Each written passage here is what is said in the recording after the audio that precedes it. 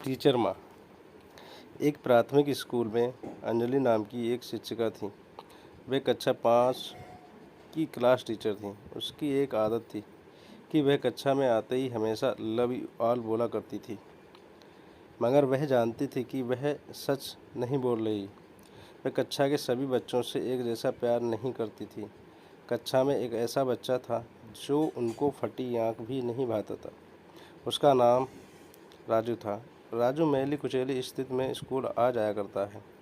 उसके बाल खराब होते, जूतों के बंद खुले, शर्ट के कॉलर पर मैल के निशान। पढ़ाई के दौरान भी उसका ध्यान कहीं और होता था। मैडम के डांटने पर वह चौंक कर उन्हें देखता, मगर उसकी खाली खाली नज़रों से साफ पता लगता रहता कि राजू शारीरिक रूप से कक्षा में उपस्थित होने के बावजूद भी मानसिक रूप से गायब है, यानी प्रेजेंट बॉडी एब्सेंट माइंड। धीरे धीरे मैडम को राजू से नफरत सी होने लगी। क्लास में घुसते ही राजू मैडम की आलोचना का निशाना बनने लगा। सब बुराई उदाहरण राजू के नाम पर किए जाते। बच्चे उस पर खिलखिला कर हंसते और मैडम उसको अपमानित करके संतोष प्राप्त करती। राजू ने हालांकि किसी बात का कभी कोई जवाब नहीं दिया था। मैडम को वह एक बेजान पत्थर की तरह लगता, जिसके अंदर आत्मा नाम की कोई चीज़ नहीं थी। प्रत्येक डांट, व्यंग और सजा के जवाब में वह बस अपनी भावनाओं से, खाली नज़रों से उन्हें देखा करता और सिर झुका लेता। मैडम को अब इससे गंभीर नफरत हो चुकी थी। पहला सेमेस्टर समाप्त हो गया। प्रोग्रेस रिपोर्ट बनाने का चरण आया तो मैडम ने राजू की प्रगति रिपोर्ट में यह सब बुरी बातें लिख मारी। प्रगति रिपोर्ट माता पिता को दिखाने से पहले हेड मास्टर के पास जाया करती थीं। उन्होंने जब राजू की प्रोग्रेस रिपोर्ट देखी तो मैडम को बुला लिया। मैडम, प्रगति रिपोर्ट में कुछ तो राजू की प्रगति भी लिखनी चाहिए। आपने तो जो कुछ लिखा है इससे राजू के पिता इससे बिल्कुल निराश हो जाएंगे। मैडम ने कहा, मैं माफ़ी मांगती हूँ, लेकिन राजू एक बिल्कुल ही अशिष्ट और निकम्मा बच्चा है। मुझे नहीं लगता कि मैं उसकी प्रगति के बारे में कुछ लिख सकती हूँ। मैडम घृणित लहजे में बोलकर वहाँ से उठकर चली गईं। स्कूल की छुट्टी हो गई। आज तो अगले दिन हेड मास्टर ने एक विचार किया और उन्होंने चपरासी के हाथ मैडम की डेस्क पर राजू की पिछले वर्षों की प्रगति रिपोर्ट लिखवा दी। अगले दिन मैडम ने कक्षा में प्रवेश किया तो रिपोर्ट पर नज़र पड़ी। पलट कर देखा तो पता लगा कि यह राजू की रिपोर्ट है। मैडम ने सोचा कि पिछली कक्षाओं में भी राजू ने निश्चय ही यही गुल खिलाए होंगे। उन्हें सोचा और कक्षा 3 की रिपोर्ट खोली। रिपोर्ट में टिप्पणी पढ़कर उनकी आश्चर्य की कोई सीमा न रही जब उन्होंने देखा कि रिपोर्ट उसकी तारीफों से भरी पड़ी है। राजू जैसा बुद्धिमान बच्चा मैंने आज तक नहीं देखा। बेहद संवेदनशील बच्चा है और अपने मित्रों और शिक्षक से बेहद लगाव रखता है। यह लिखा था। अंतिम सेमेस्टर में भी राजू ने प्रथम स्थान प्राप्त कर लिया है। मैडम ने अनिश्चित स्थिति में कक्षा 4 की रिपोर्ट खोली। राजू ने अपनी मां की बीमारी का बेहद प्रभाव लिया। उसका ध्यान पढ़ाई से हट रहा है। राजू की मां को अंतिम चरण का कैंसर हुआ है। घर पर उसका और कोई ध्यान रखने वाला नहीं है, जिसका गहरा प्रभाव उसकी पढ़ाई पर पड़ा है। लिखा था। नीचे हेड मास्टर ने लिखा कि राजू की मां मर चुकी है और इसके साथ ही राजू के जीवन की चमक और रौनक भी उसे बचाना होगा, इससे पहले कि बहुत देर हो जाए। यह पढ़कर मैडम के दिमाग पर भयानक बोझ हावी हो गया। कांपते हाथों से उन्होंने प्रगति रिपोर्ट बंद की। मैडम की आंखों से आंसू एक के बाद एक गिरने लगे। मैडम ने साड़ी से अपने आंसू पोंछे। अगले दिन जब मैडम कक्षा में दाखिल हुई तो उन्होंने अपनी आदत के अनुसार अपना पारंपरिक वाक्यांश आई लव यू ऑल दोहराया, मगर वह जानती थी कि वह आज भी झूठ बोल रही है, क्योंकि इसी क्लास में बैठे एक उलझे बालों वाले बच्चे राजू के लिए जो प्यार वह आज अपने दिल में महसूस कर रही थी, वह कक्षा में बैठे और किसी भी बच्चे से अधिक था।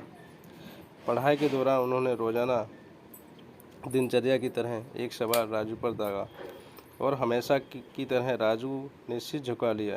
जब कुछ देर तक मैडम से कोई डांट फटकार और सहपाठी सहयोगियों से हंसी की आवाज़ उसके कानों में न पड़ी तो उसने अचंभे में सिर उठाकर मैडम की ओर देखा।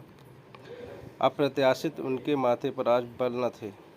वे मुस्कुरा रही थी। उन्होंने राजू को अपने पास बुलाया और उस सवाल का जवाब बताकर जबरन दोहराने के लिए कहा। राजू 3-4 बार के आग्रह के बाद अंततः बोल ही पड़ा।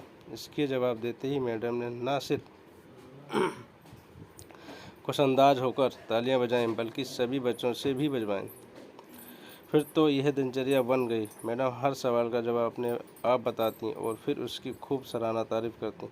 प्रत्येक अच्छा उदाहरण राजू के कारण दिया जाने लगा। धीरे धीरे पुराना राजू सन्नाटे की कब्र फाड़ कर बाहर आ गया। अब मैडम को सवाल के साथ जवाब बताने की ज़रूरत नहीं पड़ती। वह रोज़ बिना त्रुटि उत्तर देकर सभी को प्रभावित करता और नए नए सवाल पूछकर सबको हैरान भी करता। उसके बाल अब कुछ हद तक सुधरे हुए होते, कपड़े भी काफ़ी हद तक साफ होते, जिन्हें शायद वह खुद धोने लगा था। देखते ही देखते साल समाप्त हो गया और राजू ने दूसरा स्थान हासिल कर कक्षा 5 भी पास कर लिया। यानी अब दूसरी जगह स्कूल में दाखिले के लिए तैयार था। कक्षा 5वीं के विदाई समारोह में सभी बच्चे मैडम के लिए सुंदर उपहार लेकर आए और मैडम की टेबल पर ढेर लग गया। इन खूबसूरती से पैक हुए उपहारों में एक पुराने अखबार में बदतर सलीके से पैक हुआ एक उपहार भी पड़ा था। बच्चे उसे देखकर हंस रहे थे। किसी को जानने में देर न लगी, यह उपहार राजू लाया होगा। मैडम उपहार के इस छोटे से पहाड़ में से एक एक करके राजू के उपहार को निकाला। खोलकर देखा तो उसके अंदर एक महिला द्वारा इस्तेमाल करने वाली इत्र की आधी इस्तेमाल की हुई शीशी और एक हाथ में पहनने वाला एक बड़ा सा कड़ा कंगन था, जिसके ज़्यादातर मोती झड़ चुके थे। मिस ने चुपचाप इस इत्र को खुद पर छिड़का और हाथ में कंगन पहन लिया। बच्चे ये दृश्य देखकर सब हैरान रह गए, खुद राजू भी। आखिर राजू ने से रहा नहीं गया और मिस के पास आकर खड़ा हो गया। कुछ देर बाद उसने अटक अटक कर मैडम को बोला, आज आप में से मेरी माँ जैसी खुशबू आ रही है। इतना सुनकर मैडम के आंखों में आंसू आ गए और मैडम ने राजू को अपने गले से लगा लिया। राजू अब दूसरी स्कूल में जाने वाला था। राजू ने दूसरी जगह स्कूल में दाखिला ले लिया था। समय बीतने लगा। दिन सप्ताह महीने और महीने साल में बदलते। भले कहाँ देर लगती है, मगर हर साल के अंत में मैडम को राजू से एक पत्र नियमित रूप से प्राप्त होता, जिसमें लिखा होता कि इस साल कई नए टीचर से मिला, मगर आप जैसा मैडम कोई नहीं था। फिर राजू की पढ़ाई समाप्त हो गया और पत्रों का सिलसिला भी समाप्त। कई साल आगे गुजरे और मैडम रिटायर हो गई। एक दिन मैडम के घर अपनी मेल में राजू का पत्र मिला, जिसमें लिखा था, इस महीने के अंत में मेरी शादी है और आपके बिना शादी के बाद मैं नहीं सोच सकता। एक और बात, मैं जीवन में बहुत सारे लोगों से मिल चुका हूँ, आप जैसा कोई नहीं है। आपका डॉक्टर राजू। पत्र में साथ ही विमान का आने जाने का टिकट भी लिफाफे में मौजूद था। मैडम खुद को हरगिज ना रोक सकी। उन्होंने अपने पति से अनुमति ली और वह राजू के शहर के लिए रवाना हो गई। शादी के दिन जब वह शादी की जगह पहुंची तो थोड़ी लेट हो चुकी थी। उन्हें लगा समारोह समाप्त हो चुका होगा, मगर यह देखकर उनके आश्चर्य की सीमा न रही कि शहर के बड़े डॉक्टर, बिजनेसमैन और यहाँ तक कि वहाँ पर शादी कराने वाले पंडित जी भी थक गए थे कि आखिर कौन कौन आना बाकी। मगर राजू समारोह में शादी के मंडप के बजाय गेट की तरफ टकटकी लगाए उनके आने का इंतजार कर रहा था।